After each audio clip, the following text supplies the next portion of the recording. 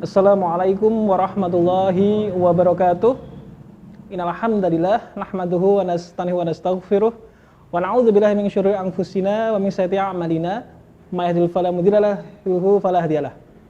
Asyhadu an la ilaha illallah wahdahu la syarika lahu wa asyhadu anna Muhammadan abduhu wa rasuluh. Allahumma shalli ala Muhammad wa ala ali Muhammad kama shallaita ala Ibrahim wa ala ali Ibrahim wa barik ala Muhammad wa ala ali Muhammad kama barakta ala Ibrahim wa ala ali Ibrahim fil alamin innaka Hamidum Majid. Alhamdulillah, segala puji bagi Allah, segala syukur pada Allah. Pada kesempatan kali ini alhamdulillah Allah berikan kita banyak sekali kenikmatan. Kenikmatan merdeka, kenikmatan kesehatan, kenikmatan akal kita, dan yang paling utama adalah kenikmatan iman dan Islam di dalam hati kita. Alhamdulillah, pada kesempatan ini izinkan kami menyampaikan suatu hal berkaitan dengan 3 hal. Apakah 3 hal itu? Kita akan bicara tentang remaja, kesuksesan, dan kegagalan. 3 hal ini adalah bagian utama yang akan kita bahas pada kesempatan kali ini. Dan bicara tentang remaja, bicara tentang kesuksesan, bicara tentang kegagalan, tentu banyak sekali yang muncul di benak kita ya. Pertama, tentang remaja itu sendiri. Kalau kita mendengar kata remaja, apa yang biasanya muncul pertama kali di benak kita? Nah, ini yang akan kita bahas lebih lanjutnya. Tapi sebelumnya, mari kita kembali mengingat bahwasannya alhamdulillah kenikmatan Allah berikan banyak sekali pada kita, dan jangan sampai kita lupa bersyukur pada Allah.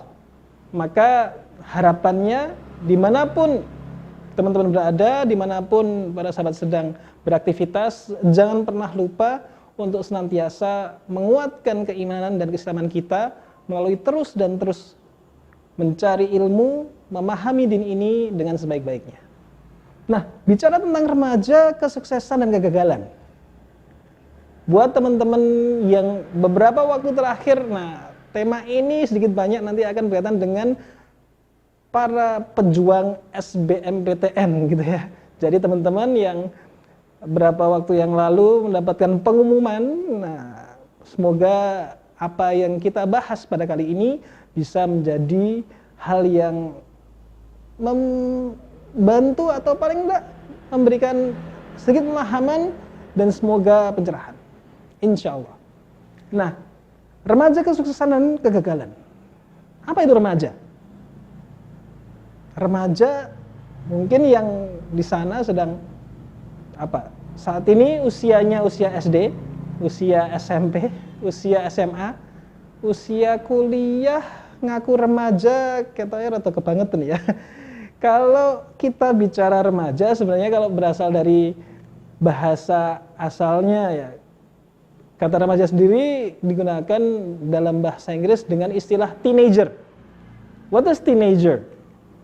Kalau kita pakai artian bahasa, teenage itu berarti kita mulai berhitung dengan bahasa Inggris. Setelah 10, 11, 12, 13, 14, 15. Nah, itu teen muncul atau mulai pada angka 13. Maka teenage adalah usia yang menggunakan kata teen. Mulai 13 sampai berapa? 17, 18, 19, 20. Artinya ya sampai 19 itu sendiri. 13 sampai 19 tahun. Ya kalau sekarang berarti usia SMP, SMA itu ya. Meskipun sekarang kenyataannya ada yang SD kelas 5, kelas 6 nggak mau disebut anak-anak gitu. Pasti sudah ngaku ini sebagai remaja. Oke, itu teenage atau usia belasan. Yang kemudian dalam bahasa Inggris disebut teenager, dan dalam bahasa kita dikenal sebagai kata remaja. Nah, sedang remaja sendiri pada usia berapa itu dikenali? Kalau kita bicara soal usia persis, memang ada banyak perbedaan, banyak teori. Bahkan dalam ilmu psikologi sendiri, istilah remaja digunakan untuk menjelaskan tidak waktu tertentu, tidak kurun usia tertentu, tetapi kondisi. Jadi remaja atau dalam bahasa istilah psikologi ada yang namanya adolescence. Adolescence adalah saat antara anak-anak dan dewasa. Jadi itu namanya adolescence. Kalau dewasa itu adult, kalau anak-anak itu adalah child gitu ya. Nah, di antara child and adult itu ada adolescence. Nah, jadi bahas teori ini ya. Oke, sedikit untuk memahami lebih jauh lagi. Kenapa kita bahas tentang remaja? Karena remaja ini punya karakter yang unik, punya karakter yang istimewa. Di antara yang mungkin biasanya muncul di benak teman-teman ya ketika bicara remaja adalah gimana apa? Remaja itu masa yang lembab, mudah semangat, mudah menyulut, mudah baper gitu ya.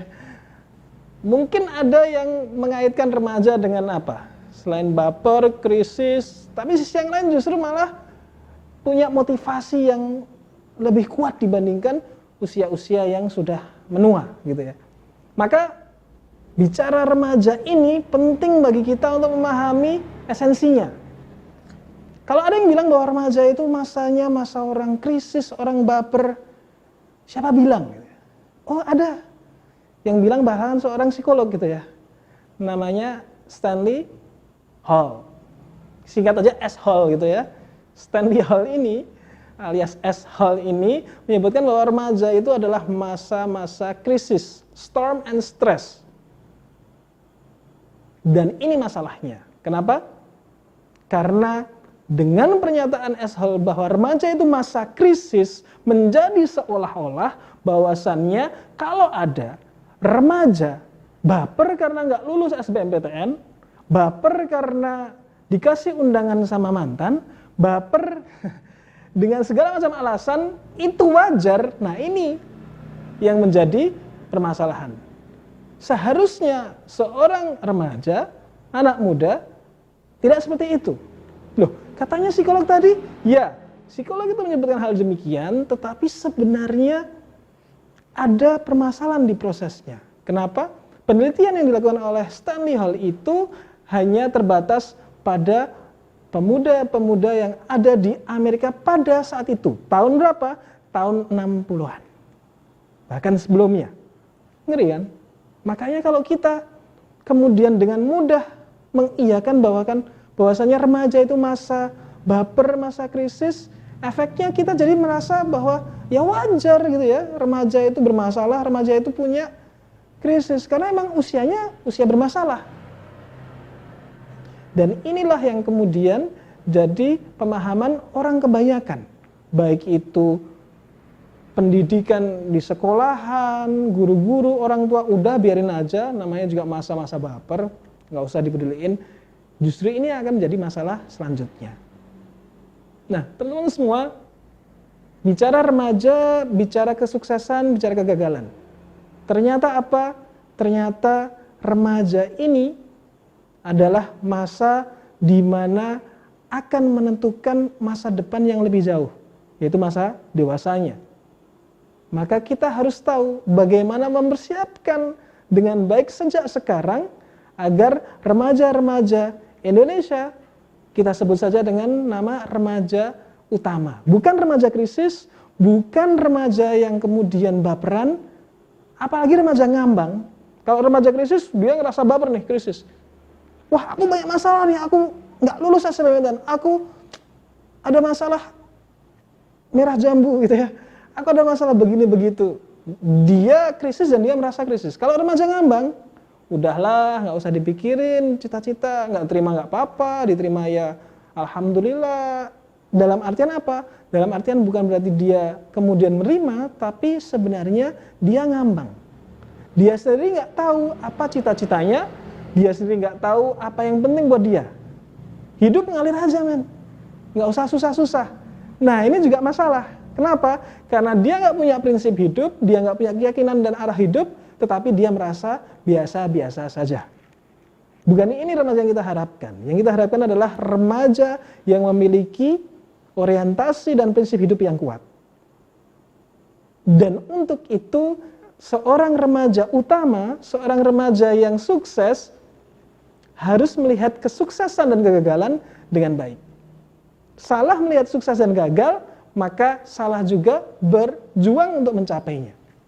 Sekarang gini, kalau misalnya teman-teman ditanya, orang sukses itu yang seperti apa? Ada yang jawab, Orang sukses itu gampang mas, muda foya-foya, tua kaya raya, mati masuk surga, selesai gitu kan. Nah masalahnya adalah kalau sukses sesederhana itu, maka orang akan senangnya aja, mudah aja bagi dia untuk melakukan apa yang dia lakukan tanpa berpikir konsekuensinya. Atau ada yang berpikir, oh sukses itu gini mas, sukses itu adalah ketika masuk sekolah favorit, kemudian masuk perguruan tinggi negeri favoritnya, kemudian dia lulus dengan IPK 4, alias cum laude, kemudian dapat pekerjaan yang dia inginkan, mendapatkan wanita idaman, memiliki anak-anak yang baik, yang pintar, kemudian tua, pensiun dengan aman, tentram, mati husnul khotimah. Begitu aja ya jalannya. Oke. Ada yang berpikir seperti itu, nanti kita bahas lebih jauh lagi. Nah, tetapi apa sebenarnya sukses bagi seorang remaja?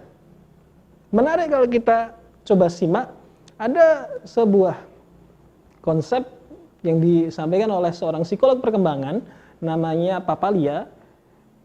Dia menyebutkan bahwasannya seorang remaja disebut berhasil, seorang remaja disebut matang, seorang remaja disebut kemudian bisa menuntaskan identitasnya dengan baik ketika menyelesaikan 3 isu utama. Jadi ada 3 isu utama bagi seorang remaja yang harus dia selesaikan. Baru disebut dengan remaja yang sukses. Yang pertama apa? Yang pertama adalah dia memiliki ideologi yang diyakininya. Jadi dia punya prinsip hidup yang jelas. Dia punya values atau nilai-nilai yang tertanam dalam dirinya. Bukan hanya faham, tetapi tertanam dalam dirinya. Ini tugas seorang remaja. Menemukan dan kemudian menguatkan dan menanamkan dalam dirinya apa ideologi yang dia yakini. Tugas yang kedua atau isu yang kedua adalah memiliki orientasi, arah, studi dan karir yang jelas. Nah, ini berkaitan dengan satu di antara yang kita sebutkan di awal tadi, yaitu SBMPTN. SBMPTN itu hanya bagian dari tugas atau isu orientasi, studi dan profesi teman-teman.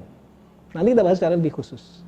Nah, yang ketiga adalah kematangan atau kesehatan seorang remaja dalam identitasnya dilihat dari bagaimana dia bersikap dengan sehat, dengan bertanggung jawab berkaitan dengan masalah hubungan dan cinta. Mau nggak mau ya. Karena sebenarnya 3 hal itu bicara soal apa? Bicara soal bagaimana dia lifestyle atau kemudian life ethics ke depan dia, ideologi tadi. Yang kedua bicara tentang profession, bagaimana dia nanti ketika dewasa bekerja mandiri, menghidupi diri sendiri dan keluarganya. Dan yang ketiga bicara tentang bagaimana dia membangun cinta dan keluarganya. Dan ini adalah langkah menuju kedewasaan. Nah, kalau menurut Papalia ini sukses bagi remaja, dan tadi ada versi sukses menurut siapa? Menurut orang-orang, ya kita sebut saja kebanyakan, atau orang-orang yang umum, awam gitu ya. Tadi, muda foya-foya, tua kaya raya, mati masuk surga. Pertanyaan kita adalah, bagaimana Islam melihat remaja? Bagaimana Islam melihat remaja yang sukses? Coba kita gali lebih dalam lagi tentang masalah ini. Pertama, ada nggak sih istilah remaja di dalam Islam? Ada nggak kata-kata remaja di dalam Quran? Wahai remaja, gitu ya. Nah, kata-kata remaja kalau digali lebih jauh, kita akan dapatkan beberapa kata kunci. Coba cek di beberapa ayat yang menggunakan kata dasar apa? Remaja dalam bahasa Arabnya. Remaja dalam hal ini oleh Quran tidak menggunakan istilah khusus remaja, tetapi saya ambil yang paling dekat yaitu pemuda. Dan kata dasar dari pemuda adalah fatan. Ya, saya punya seorang teman yang bernama itu ya. Fatan ini kemudian ada beberapa bentukan katanya. Ada fityan dan ada fatahu. Siapa itu fityan? Siapa itu fatahu? Yang disebutkan dalam Quran. Ada beberapa orang yang disebut sebagai pemuda di dalam Quran. Sekarang kita perlu fahami dan yakini. Pertama, Quran adalah dari Allah Subhanahu wa taala, tidak terkecuali. Setiap bagiannya adalah contoh, adalah pengingat bagi orang yang mau ngambil petunjuk darinya. Nah, masalahnya adalah bagaimana Quran melihat pemuda. Contoh-contoh, tokoh-tokoh yang disebut dalam Quran adalah contoh-contoh yang perlu kita tiru. Kenapa? Karena mereka sukses dunia akhirat. Perhatikan baik-baik, sukses dunia akhirat.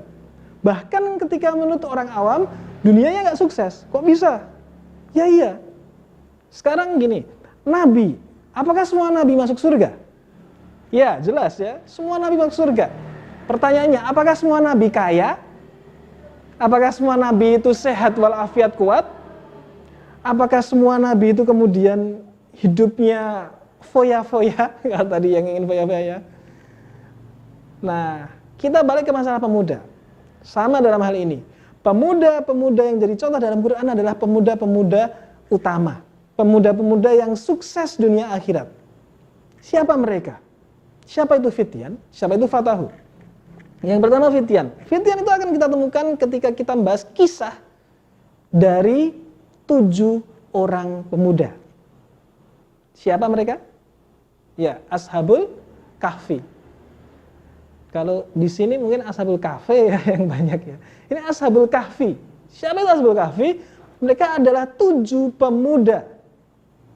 Sekarang kita tanya, para pemuda yang di rumah, kerjaan apa yang kalian paling hobi? Apa? Rebahan. Oke, sekarang kita cek. Apa kerjaannya Ashabul Kahfi? 2. Ashabul Kahfi itu kerjaannya 2. 1. Lari. 2. Tidur. Oke ya, jelas ya. Pertama kerjaannya Ashabul Kahfi itu lari.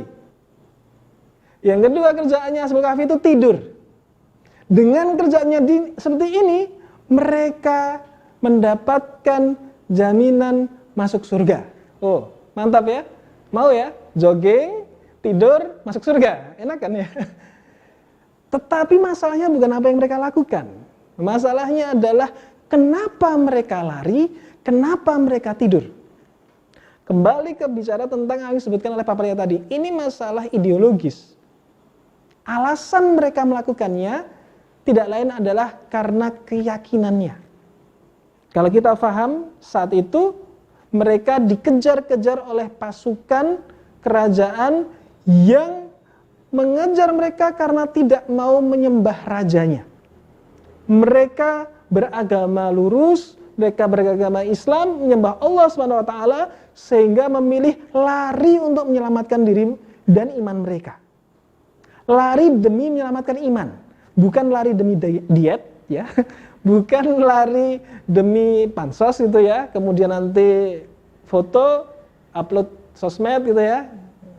Apalagi sekarang Jogja banyak yang sepedaan, seminggu berapa kali sepedaan dan lagi itu. Bukan alasan-alasan dunia, tapi mereka lari dengan alasan akhirat. Kemudian mereka masuk gua, sembunyi di dalam gua, kemudian tidur selama 300 tahun. Ini rekor rebahan paling lama gitu ya, yang ada di dunia ini. Dan mereka mendapatkan surga dengannya. Luar biasa. Ini kalau disalahfahami bisa jadi dalilnya kaum rebahan ini ya, repot nanti. Nah, maka kita perlu paham, ini pemuda. Mereka pemuda. Ya, kalau kita sebut remaja, kita sebut pemuda. Mereka para fatan, mereka para pemuda yang punya ideologi kuat, dengan tidur dan lari mendapatkan penyebutan kemuliaan mereka di dalam Quran. Yang kedua, fatahu. Siapa itu fatahu? Siapa yang disebutkan dengan nama fatahu tadi? Bayangin kita kalau pemuda yang keren, pemuda yang sukses, kayak apa sih? Businessman gitu kan? Atau dia Masih muda, udah jadi calon doktor, calon profesor, jadi peneliti gitu kan. Atau pemuda yang keren itu, atau yang hebat itu kalau dia menjadi direktur perusahaan, atau menjadi seorang menteri gitu ya. Nah, perihal fatahu ini di dalam Quran menyebut pemuda dan apa profesi atau apa pekerjaannya, seorang pembantu. Cuman dia pembantu high quality gitu kan. Dia pembantunya siapa? Dia pembantunya Nabi Musa. Ketika Nabi Musa ingin bertemu dengan calon gurunya, siapa gurunya? Yaitu Nabi Khidir. Nabi Musa dibersamai oleh seorang pemuda, Fatahu, yang nantinya kita akan tahu bahwa ini bukan pemuda asal-asalan, ini bukan pemuda ecek-ecek, ini pemuda yang kelak setelah menjadi pembantunya Nabi Musa, dia akan menjadi pewarisnya, pelanjut perjuangan Nabi Musa, yang saat itu apa? Yang saat itu belum berhasil masuk dan menguasai Baitul Maqdis Palestina. Sehingga apa? Sehingga akhirnya sang pemuda ini menjadi penakluk Baitul Maqdis. Siapa dia? Namanya adalah Yusha bin Nun. Dia seorang pemuda. Dia seorang pemuda yang rela berjuang di masa mudanya menjadi seorang pembantu bagi orang yang hebat, yaitu Nabi Musa. Istiqomah, konsisten dengan keyakinannya, sampai akhirnya memiliki prestasi menjadi pembebas Al-Aqsa. Kita lihat di sini. Ini pemuda luar biasa. Dia nggak krisis. Dia nggak pakai baper gitu ya. Dia pemuda yang kualitasnya terjaga dunia dan mendapat balasan hebat di akhirat. Dari contoh ini kita perlu paham beberapa hal. Apa di antaranya? Wahai para remaja, wahai para pemuda yang ada di sana, ingatlah bahwa sukses dalam Islam ini, sukses bagi kalian ini, bukanlah sukses-sukses standar dunia. Ada yang tadi, sukses akhiratnya dengan jalan, lari dan tidur, Ashabul Kahfi. Tetapi apa yang menjadi alasan mereka melakukannya, itulah yang kemudian menjadi tinggi nilainya di sisi Allah. Artinya apa? Ada kondisi, ada saat-saat di mana dunia ini membuat kita tidak bisa banyak berbuat. Kondisi apapun itu. Apakah kondisi pandemi corona? Apakah itu karena kondisi yang beberapa teman-teman alami, ada yang ujian SBMPTN, nggak keterima gitu kan? Atau ada yang mengikuti pendaftaran di tempat lain, atau melakukan ujian di tempat lain, dan kemudian tidak bisa mendapatkannya. Perkara sukses kalian bukan masalah diterimanya. Tapi perkaranya adalah satu, alasannya apa? Kalian melakukannya. Kenapa kalian mau masuk perguruan tinggi itu? Kenapa kalian berjuang mati-matian untuk mencapai itu? Kalau hanya untuk alasan gengsi, hanya untuk alasan, ya mas kalau nggak kuliah, nggak jadi mahasiswa, kayaknya kok nggak banget ya, kayaknya kok cuman gitu aja, nggak ada prestisnya. Nah inilah masalahnya. Remaja pemuda yang menjadi banggaan umat Islam ini bukan pemuda remaja yang cari gengsi, bukan remaja yang cari prestis. Mereka bela-belain jadi pembantu, mereka rela-relain untuk kemudian lari jauh, mereka kemudian bela-belain melakukan apa yang harus dilakukan untuk mencapai tujuan hidupnya, untuk membela keyakinannya. Ini baru pemuda jempolan. Pertanyaannya, apa keyakinan kamu? Apa yang kamu punya yang berharga, yang rela kamu perjuangkan demi yang namanya akhirat? Nah, maka kalau ini yang sudah ada sebagai alasan kita, kalau teman-teman mau kuliah, mau sekolah, mau update status, mau sepedaan, mau nonton bareng, mau main bareng, mau lakukan apapun tiap harinya dengan alasan orientasi akhirat, maka ini baru namanya sukses dengan syarat sesuai dengan cara yang Allah ajarkan, yaitu apa yang disampaikan oleh Nabi Muhammad sallallahu alaihi wasallam. Masalahnya, kita menginginkan hal-hal yang belum tentu Allah juga berikan pada kita. Termasuk masalah ujian. Maka apa itu sukses dan gagal? Kapan teman-teman disebut sukses dan gagal? Aku sukses nih, keterima perguruan tinggi. Aku gagal, nggak diterima perguruan tinggi. Pertanyaannya adalah, apakah yang diterima perguruan tinggi ini dia sukses? Belum tentu. Belum tentu. Kalau dia diterima perguruan tinggi, tapi kemudian dia menyia-nyiakan kesempatan, kemudian dia kuliah asal-asalan, kemudian dia ganti pilihan tanpa mempertimbangkan secara mendalam, dengan mudahnya dia tinggalkan, atau kemudian diterima perguruan tinggi, dia nyombong, dia bangga-banggain diri, lihat nih, gue gak keterima lo, kasihan banget, ada. Kemudian dia takabur, maka dia diterima perguruan tinggi dan dia gagal. Kenapa? Nanti kita bahas secara lebih detail. Di saat sama ada orang yang nggak masuk perguruan tinggi tapi dia sukses. Kenapa dia sukses? Karena satu, dia sabar. Kedua, dia tidak menyerah. Berjuang, belajar, berdoa.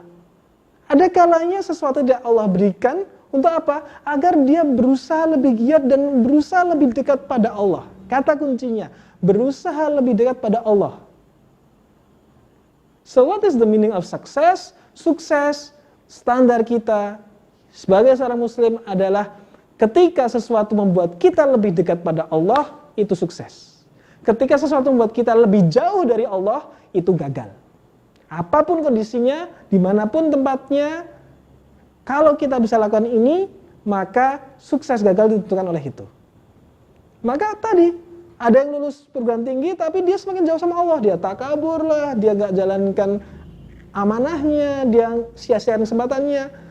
Keterima sih, cuman gagal.